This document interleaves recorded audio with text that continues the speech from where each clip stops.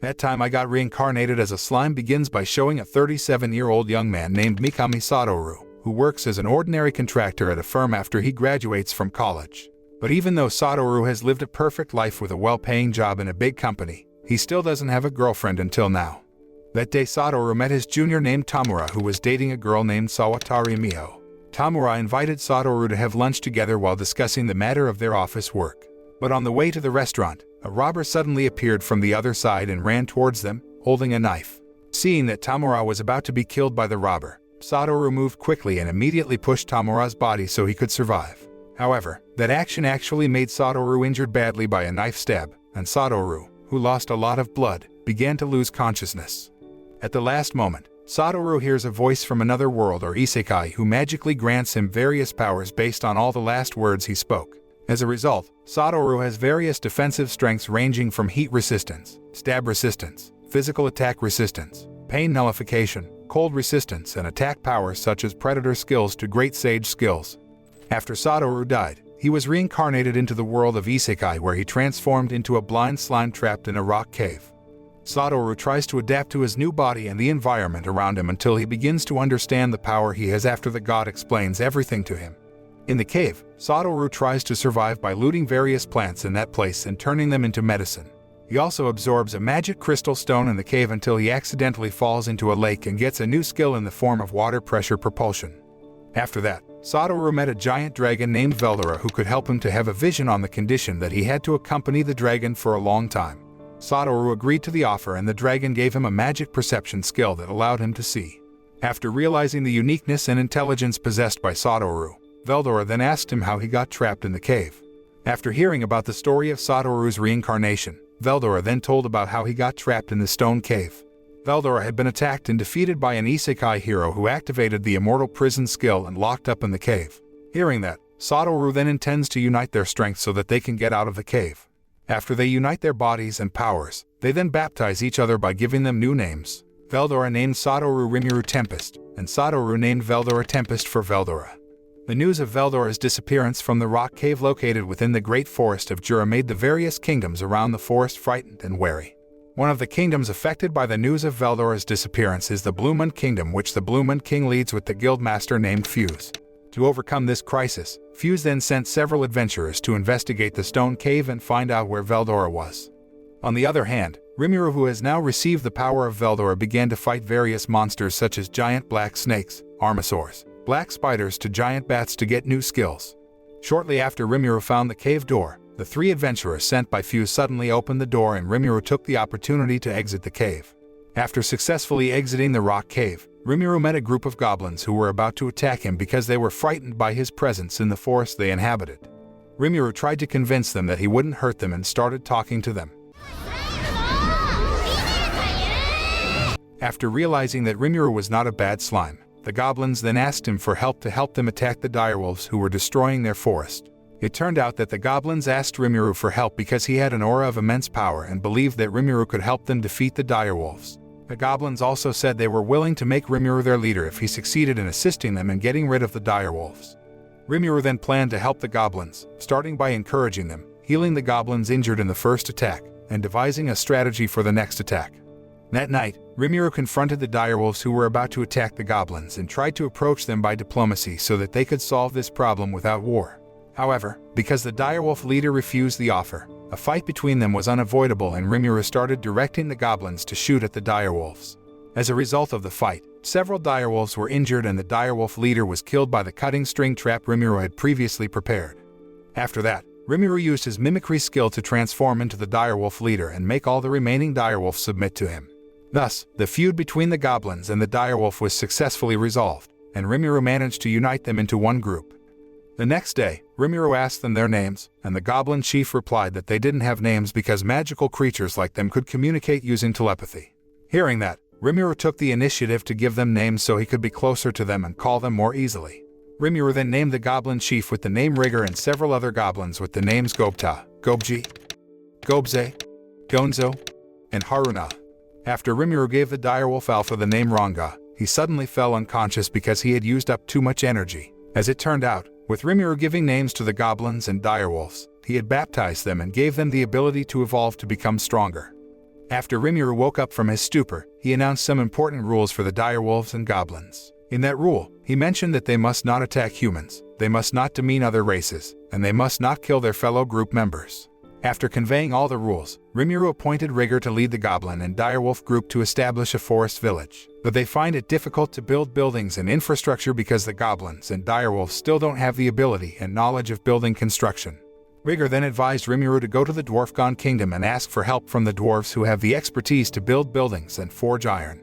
After hearing Rigor's suggestion, Rimuru decided to go to the Dwarfgon Kingdom with Ranga, Gopta, Rigor and several other goblin members, while the other goblins and direwolf members would guard their village. In the middle of the journey, they rested for a while on the bank of the Amelia River to gather their energy.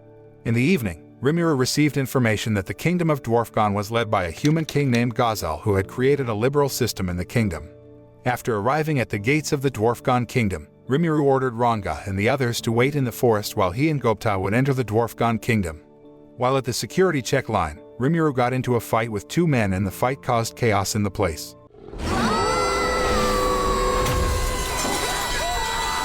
As a result, Rimuru and Gopta were captured by the Dwarfgon royal security officers and imprisoned in the royal prison. Inside the prison cell, Rimuru heard that an Armorosaurus monster was attacking the kingdom's borders, so he offered to help by giving some healing potions to treat the injured dwarves.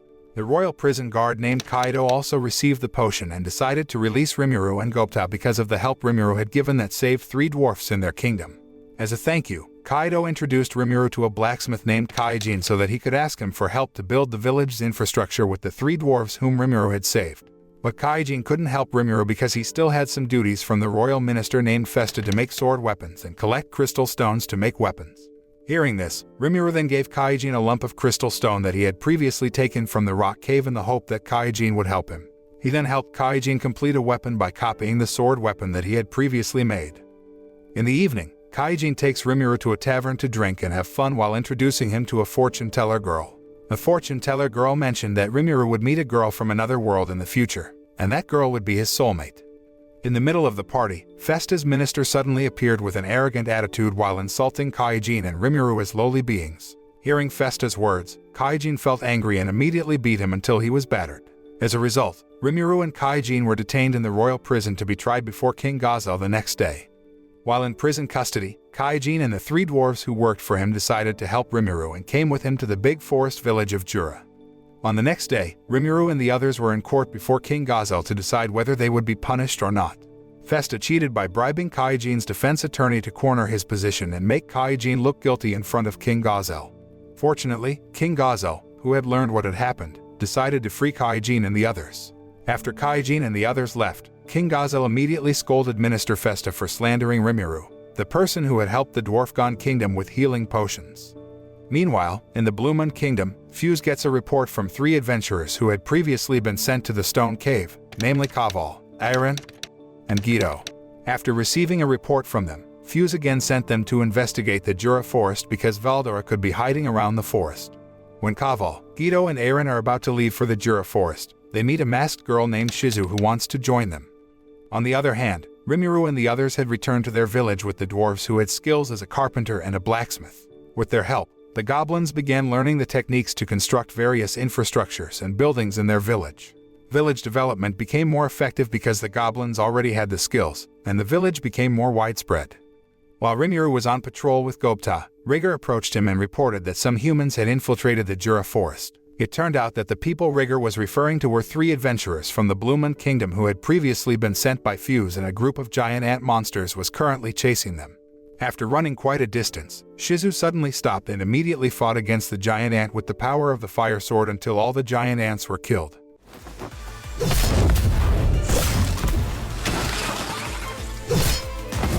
But when Shizu was off guard, a giant ant monster that was still alive suddenly attacked her from behind.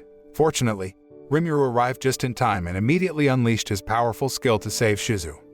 Rimuru then invited Shizu and the 3 Bluemund adventurers to rest in their village. While they were having lunch together, Rimuru asked where they had come from and their reason for coming to the Jura forest. Kaval then explained that they were adventurers from the Bluemund Kingdom who were sent by the royal advisor to investigate the whereabouts of the dragon Veldora who had disappeared from the eternal prison. In the afternoon, Rimuru had a private conversation with Shizu because he believed that Shizu was the girl who had previously been predicted to be his soulmate. Rimuru explained to Shizu that he was a human who came from another world and reincarnated into slime in that world after he died saving someone.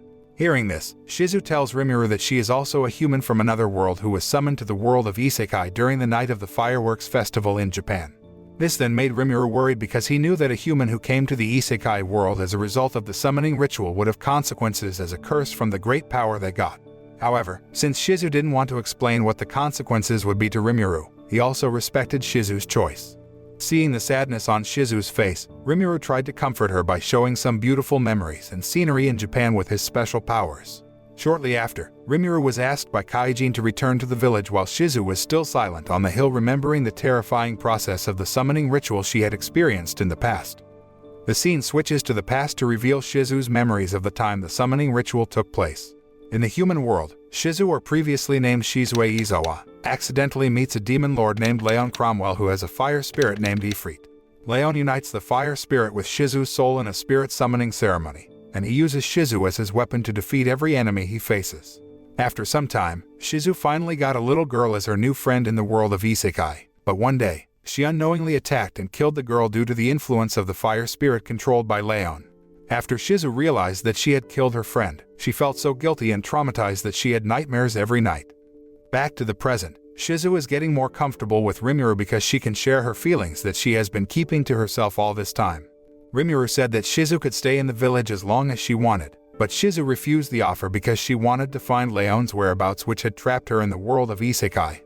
Then when the three Blue Moon adventurers were about to return to the kingdom, they invited Shizu to join them, but she refused, and suddenly, she felt pain. It turned out that the fire spirit had taken over Shizu's consciousness until she turned into a fire spirit figure and instantly destroyed several buildings in the Jura Forest village. Rimuru immediately asked Rigger to evacuate the goblins and Direwolf while he and the three Blue Moon adventurers would try to fight the fire spirit controlling Shizu's body. At first, Rimuru had a hard time defeating the fire spirit, and he was surprised that the water knife attack did not affect the fire spirit. But after learning that Aaron's power can hurt the fire spirit, Rimuru immediately asks Aaron to attack him so that he can copy that power. After Rimuru asked Ranga to take all the Blue Moon adventurers who had been injured by the fire explosion away from that place, Rimuru tried to attack the fire spirit alone with Iceland's strength. Even though the fire spirit had used the power of shadows and trapped Rimuru in extermination magic, he could still survive because he had an extreme heat resistance power. Then after seeing the fire spirit off guard, Rimuru used the opportunity to bind the fire spirit and devour him with the power of the predator's skill so that he was confined within his body. After the fight, Shizu was saved, and Rimuru took care of her, hoping she would recover. After Shizu came to her senses, she apologized to Rimuru because she had ruined Rimuru and the goblin's residence. Shizu then said that in the past, she had met a masked hero who had helped her to escape Leon's control, and before they parted, the hero gave his mask to her. After the hero disappears, Shizu begins an adventure to fight evil in the world of Isekai before she ends up teaching in the kingdom of Ingratia where summoned children from the human world are housed. Shizu realized that she would soon die because of the curse she got from the spirit summoning ritual, so she asked Rimuru to tell her his real name. Rimuru then told Shizu about his real name. He allowed Shizu to rest in his body and promised that he would find Leon. After Shizu died, Rimuru paid his last respects to her and used his predator's ability to save Shizu's body. On the next day, the Blue Moon adventurers said goodbye to Rimuru and thanked Shizu. Elsewhere, an orc suddenly fainted from hunger and exhaustion, so a demon named Galmut christened the orc with the name Geld so that the orc transformed into a stronger creature to rule the Jura Forest.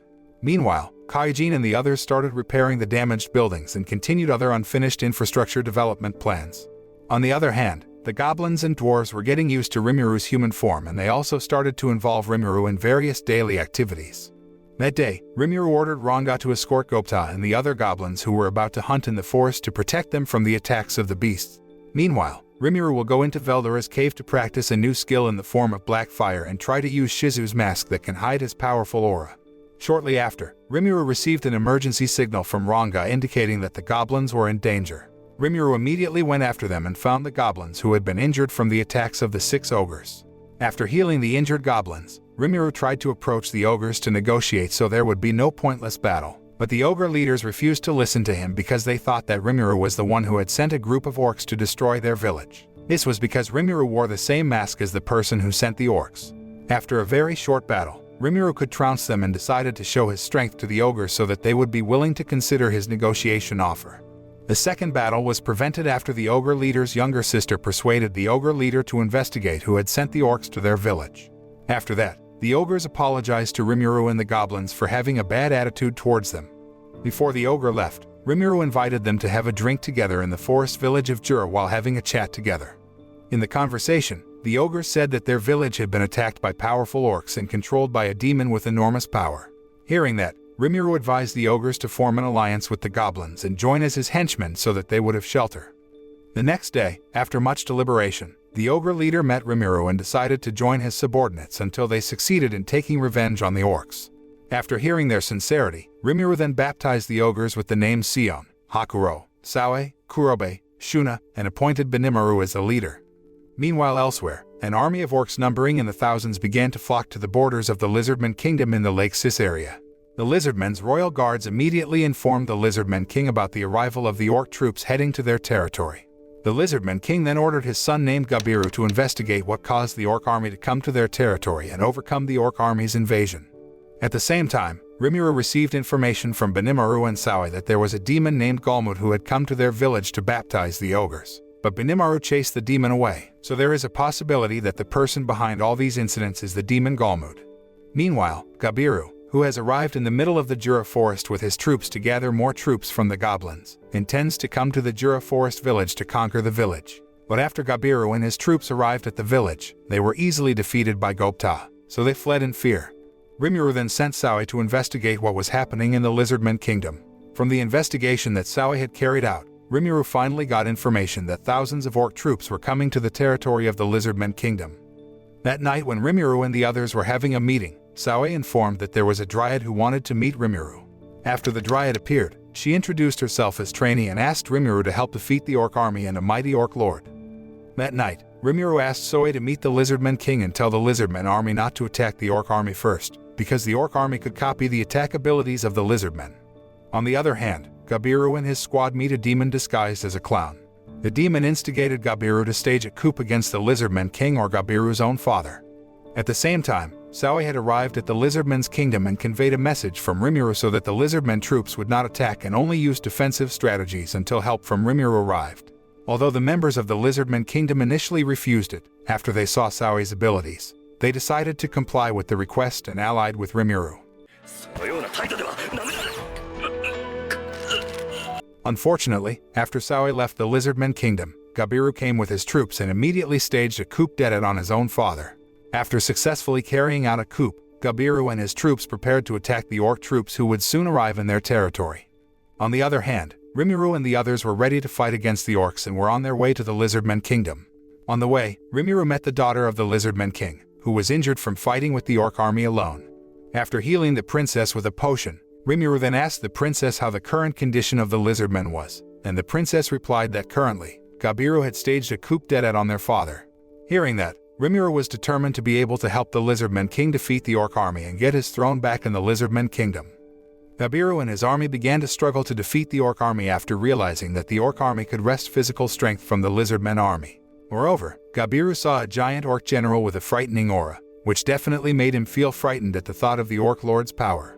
It turned out that Benimaru's previous guess was proven right, that the mastermind behind all this incident was the demon Galmud who was currently watching over the orc troops using a magic crystal ball from the middle of the Jura forest. Shortly after that, Dryad appeared and intended to kill Galmud, but unfortunately, Galmud and his subordinates managed to escape. Rimuru and the others finally arrived at the battlefield and they immediately rescued Gabiru who was getting exhausted after fighting against the giant orcs. After Gopta and Ranga save Gabiru, the ogres start fighting with their special abilities. Benimaru attacked with the power of black flames, Hakuro attacked with the power of the sword, and Sion attacked so brutally that they managed to slash the orc army by quite a large number. Ranga began to transform into a Tempest direwolf so that he had the power of a deadly storm that could finish off the orc troops that surrounded the Lizardmen army. At the same time, Sawe had managed to save the Lizardman King and directly communicated with the demon Galmud to show the defeat of the orc army that had been sent by him. Galmud, who panicked because the defeat of the orc army in this battle could make the demon lord angry and punish him, immediately rushed to the battlefield to face Rimuru. When Galmud arrived at the battlefield, he grumbled in annoyance at Rimuru's troops while summoning the orc lord he had created earlier. Rimuru, without feeling the slightest fear, immediately approached Galmud and showed his power so great that it scared him. The orc lord named Geld then appears after Galmud and summons him to attack Rimuru. But unexpectedly, instead of attacking Rimuru, Geld killed Galmud and preyed on him out of hunger. After preying on the demon Galmud, Geld transformed from an orc lord into a very powerful orc disaster. The attacks from Rimuru's troops did not impact Geld because he could regenerate very quickly. Seeing that, Rimuru tried to attack Geld with a combination attack from several skills he had, but it still couldn't hurt him.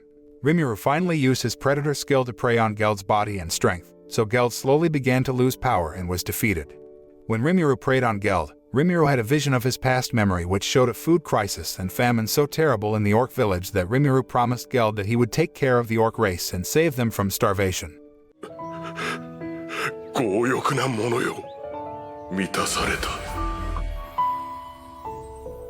After the battle, Rimuru held a meeting with his troops with the orc group and the lizardmen group. He explained that the orc army did all that because of the famine that hit their village, so the lizardmen would also forgive the orcs. After that, Rimuru proposed the idea of allying with the goblins, ogres, lizardmen and orcs into one group in an association called the Jura Great Forest Alliance. Then, the dryad or forest elf overseeing the Great Forest of Jura then appointed Rimuru as the alliance's leader. After that, Rimuru baptized the loyal subordinate of Geld under the name Gerudo and appointed him as the new leader of the orc nation. Rimuru has also succeeded in helping the Lizardman King reclaim his throne in the Lizardman Kingdom after Rimuru baptized the king with the name Abiru.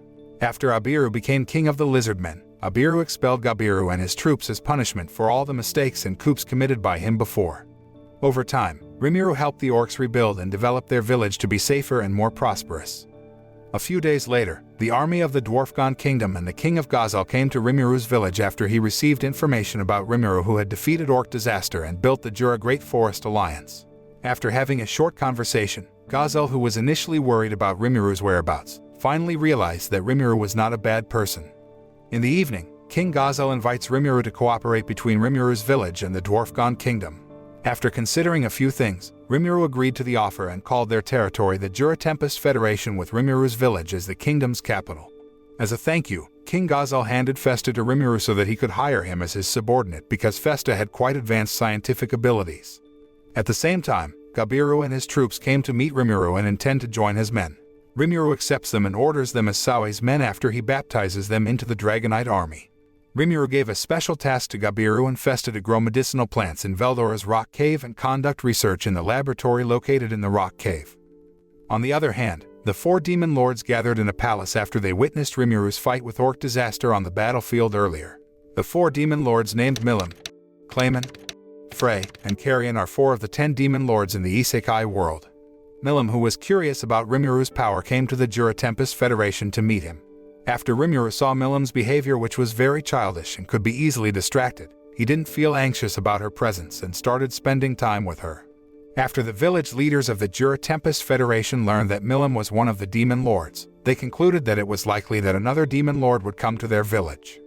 Meanwhile, in the Bluemund Kingdom, Fuse and the Bluemund King also received news about Rimuru's victory in the battle against Orc Disaster, so Fuse and his troops intend to visit Rimuru's village.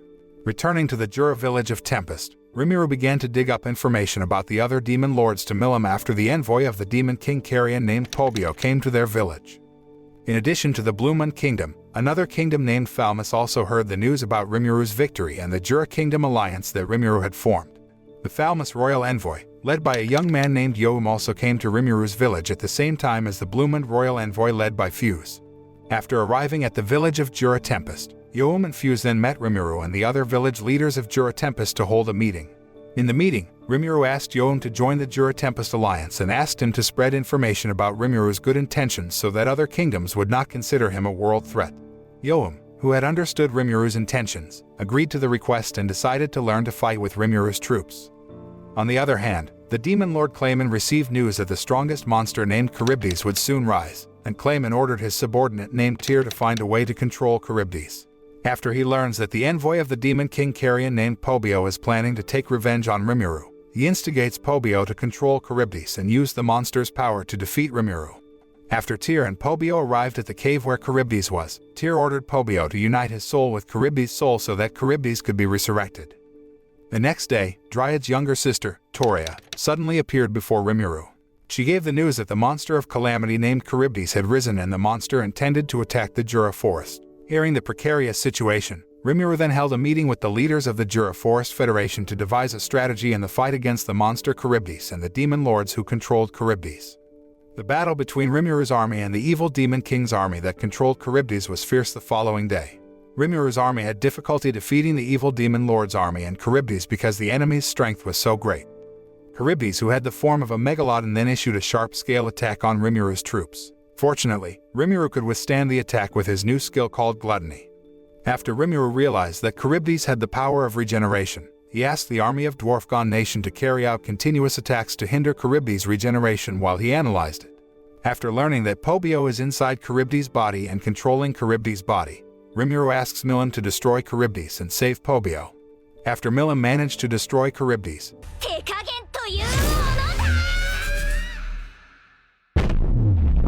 Pobio came to his senses and apologized to Rimuru for this incident. He then informs that a demon lord has instigated him to resurrect Charybdis. After that, the demon lord Carrion suddenly appeared and thanked Rimuru for caring for his subordinate Pobio who had lost control. The next day, Rimuru decided to go to the Ingratia Kingdom with Ranga to find Shizu's disciples because he remembered the promise he had previously made to Shizu. After arriving in the Ingratia Kingdom, Rimuru came to the Freedom Guild headquarters to meet one of Shizu's students who had become Grandmaster named Yuki Kagura. After meeting with Yuki, Rimuru informs Yuki of his intentions that he wants to save Shizu's students from the Freedom Academy. With Yuki's help, Rimuru disguises himself as a teacher at the academy so he can approach Shizu's students. The next day when Rimuru was about to teach, Yuki told Rimuru about one of Shizu's students named Hinata Sekiguchi who had left the academy several years ago. In the classroom, Rimuru meets 5 Shizu students named Kenya Misaki, Ryota Sekiguchi, Gail Gibson, Alice Rondo, and Chloe Aubert. Because the students still underestimated and ignored him, Rimuru decided to take them one by one against him in turn. In all those battles, Rimuru won and asked them to listen to him because he was Shizu's best friend, who she sent to save them. Rimuru also intends to help them by connecting their souls with spirits, just as Shizu is connected to Ifrit's fire spirit. Thus he could free their souls as he freed Shizu from the Ifrit spirit earlier so that the children would not suffer the consequences of the deadly curse. After gathering information, Rimuru finally found a place inhabited by powerful spirits in the gems of the Ingratia Kingdom. Rimuru went there with Ranga and 5 of Shizu's disciples to find the spirit they were looking for. After entering the building, Rimuru used his mental map to pass through various extremely complicated rooms like a maze without getting lost. After a while, a mysterious voice was suddenly heard trying to communicate with them, and Rimuru said that they only wanted to get blessings from high-level spirits. Not long after, Rimuru and the others were brought to a room inhabited by a large robotic golem. Fortunately, Rimuru could easily defeat the robot golem and destroy the golem with the power of the black flames. After he threatened the spirit controlling the golem that he would unleash another black flame attack, the spirit suddenly appeared and introduced herself as one of the demon lords in Isekai named Ramirez. While the children are resting in Ranga's body, Rimuru has a short chat with Ramirez and she tells him that the demon lords in Isekai are actually great spirits but they turn into demon lords after a transgression or mistake. After that, Ramirez invited Rimuru and the others to go to a room where they could make a wish to a spirit. Through the request, all disciples get a relationship with different spirits based on their power. Gail gets the earth element spirit, Alice gets the space element spirit, Kenya gets the light spirit, Ryota gets the water and wind elemental spirit, and finally, Chloe gets a very rare and powerful fairy spirit in the form of a woman who somehow has a relationship with Veldora. Realizing that it was a very powerful spirit and difficult to control, Ramirez tried to prevent the woman's spirit from entering Chloe's body but she was too late. Ramirez explained to Rimuru that the spirit was a spirit that came from the future and had received protection from the spirit of the time. Still, Rimuru responded casually as long as the spirit did not harm Chloe. After gaining a spirit connection, Rimuru's protégés begin to live normal lives like him. Rimuru was relieved and happy that he had managed to keep his promise to Shizu to protect the students at the Freedom Academy. Before Rimuru returned to Jura Tempest, he gave Shizu's mask to Chloe and asked Yuki to look after the children while he went on an adventure. When Rimuru returned, the Jura Tempest village grew rapidly and evolved into a more modern city. On the other hand, the strongest demon lord known as Moir secretly keeps an eye on Rimuru because he is interested in becoming his servant. Moir feels sure that Rimuru will summon his spirit in the future because their destiny has been tied to each other. This is the end of the first season. This anime teaches us to always prioritize a diplomatic approach to resolve disputes, rather than using violence that will harm both parties.